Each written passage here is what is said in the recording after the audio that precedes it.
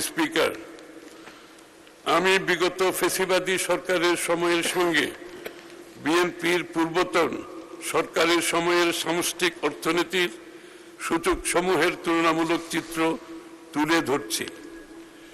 2005-06 অর্থবছরে জিডিপির প্রবৃদ্ধি অর্জিত হয়েছিল 6.78%। আবার রিপিট করছি আমি, 2005-06 অর্থবছরে জিডিপির প্রবৃদ্ধি অর্জিত হয়েছিল 6.78%, কিন্তু পরবর্তীতে পতিত সরকারের সময়ে 23-24 অর্থবছরে তা 4.22% এবং 24-25 অর্থবছরে 3.49% নেমে এসেছে। মাননীয় স্পিকার, 6.78 থেকে 3.49% নেমে এসেছে।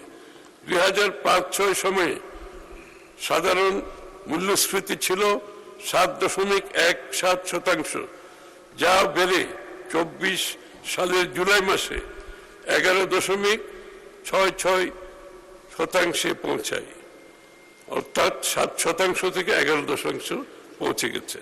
সম্পদের অসম বন্টন ব্যবস্থা, সুশাসনের অভাব, দুর্নীতির কারণে অর্থনৈতিক বৈষম্য বেড়েছে। 2005 সালে আয় ভিত্তিক গিনি কোএফিসিয়েন্ট ছিল 0.467, যা বৃদ্ধি পেয়ে 2022 সালের সর্বশেষ জরিপ অনুযায়ী 0.499 এ পৌঁছেছে। রাজস্ব জিডিপি অনুপাত নিম্ন পর্যায়ে রয়ে গেছে, এখনো তা 8% কাছাকাছি অবস্থান করছে। কর জিডিপি অনুপাত 6.8%, যা দক্ষিণ এশিয়ার মধ্যে সর্বনিম্ন। 2005 সালের ডিসেম্বরে সামগ্রিক ব্যাংকিং খাতে খেলাপি ঋণের হার ছিল 13.6%। পক্ষান্তরে 2025-26 অর্থবছরে প্রথম প্রান্তিকে সময়ের সাথে সাথে দেখা দেয় নিত্য নতুন প্রয়োজন। রেডি থাকতে হয় প্রতি মুহূর্ত। তাই এলো ইনোভার, যেন আপনি লাইফে থাকেন রেডি প্রতিদিন। Innova, designed for now. খেলাপি ঋণ বেড়ে 35.73% দাঁড়িয়েছে, যার পরিমাণ প্রায় 6,44,000 কোটি টাকা। মাননীয় স্পিকার, লক্ষ্য করুন, 13% থেকে ঋণ খেলাপি, বিএনপি 13% সময় থেকে ঋণ খেলাপি এসে দাঁড়িয়েছে 35%।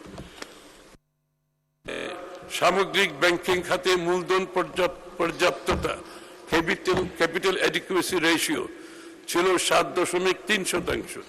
2025 সালের শেষে ঋণাত্মক, অর্থাৎ -2.64% নেমে এসেছে। 7.3 থেকে -2.64% নেমে এসেছে। 2005-06 অর্থবছরের বেসরকারি খাতে ঋণের প্রবৃদ্ধি 18.3% থেকে অনেক কমে 2024-25 এ 6.5% নেমে এসেছে।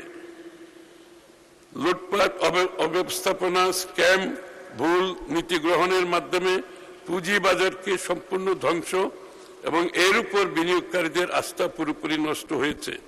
বিএনপি সরকার যতবার এদেশে সরকার পরিচালনা করেছে, কখনোই ব্যাংক, আর্থিক খাত সহ পুঁজিবাজারে কোনো সংকট সৃষ্টি হয় নাই।